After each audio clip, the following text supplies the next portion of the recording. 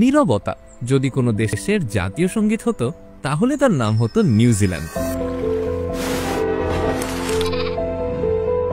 এটি এমন একটা দেশ যেটি আয়তনে বাংলাদেশের চেয়ে কয়েক গুণ বড়, কিন্তু জানলে অবাক হবেন আধুনিক, শান্তিপ্রিয়, সবুজে ঢাকা এই দেশটার ৮০% জায়গায় ফাঁকা পড়ে আছে। না কোনো প্রাকৃতিক দুর্যোগও সবকিছু গিলে খায়নি। তাহলে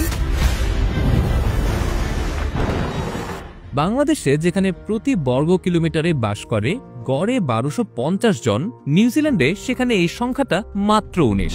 অর্থাৎ আপনি যদি একা হাঁটতে হাঁটতে দক্ষিণ দ্বীপের কোনো পাহাড়ি পথ ধরে যেতে থাকেন তাহলে কয়েক ঘন্টায়ও একটা লোকের দেখা পাবেন কিনা তাতে সন্দেহ আছে। মাইলের পর মাইল আপনি কেবল শুনবেন নিজের নিঃশ্বাস আর পাখির ডানা ঝাপটানোর শব্দ। কিন্তু এত বিশাল একটা দেশ কেন এভাবে ফাঁকা পড়ে আছে?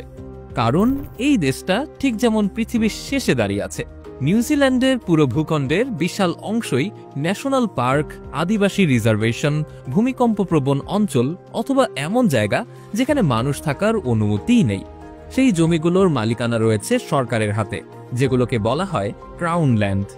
এখন প্রশ্ন হলো, এই ফাঁকা জায়গাগুলো কি চিরকালই এমন থাকবে, নাকি একদিন জনসংখ্যার ভারে হাঁসফাঁস করা এই পৃথিবী এই খালি নিউজিল্যান্ডকেই নিজের নতুন ঠিকানা বানাবে?